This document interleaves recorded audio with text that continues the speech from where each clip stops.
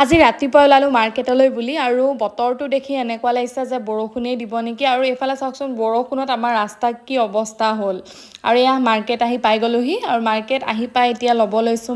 মাছটো আকৌ লগতে মই দাদাৰ ওচৰতে কটাই লৈছোঁ আৰু এয়া মাছখিনি আহি ঘৰ পাই গ'লোহি ঘৰ আহি পাই লগতে আহিছোঁ পাকঘৰলৈ বুলি আৰু ইয়াতে মই মাংস পাতিম তাৰ কাৰণে মই পিঁয়াজ ভাজি আছোঁ আৰু আজি কি বনিব এবাৰ দেখাই দিছোঁ ৰ'ব মাছ মাংস চিকেন পোলাও সকলোবোৰ আজি বনিব আৰু ইয়াতে মই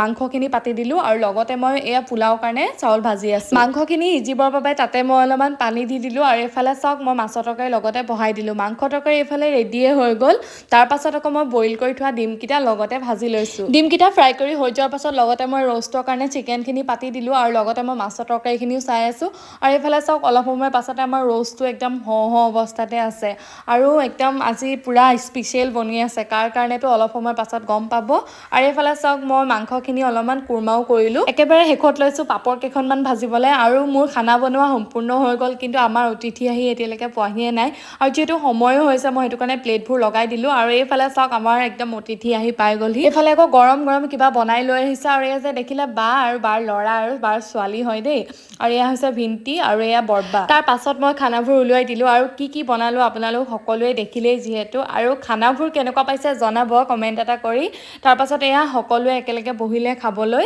আৰু মই ধুনীয়াকৈ বাঢ়ি দিলোঁ সকলোকে খুৱাই কৰি লোৱাৰ পাছত এতিয়া বহিছোঁ নিজে খাবলৈ বুলি আৰু খাই উঠি গৈ তেওঁলোকক আগবঢ়াই আহিলোঁগৈ তেওঁলোকক টাটা বাই বাই কৈ আহি আকৌ মই লগতে বাচনকেইখনো ধুই ল'লোঁ আৰু আজিৰ ভিডিঅ'টো কেনেকুৱা পালে জনাবলৈ নেপাহৰিব আজিলৈ আহিছোঁ বাই বাই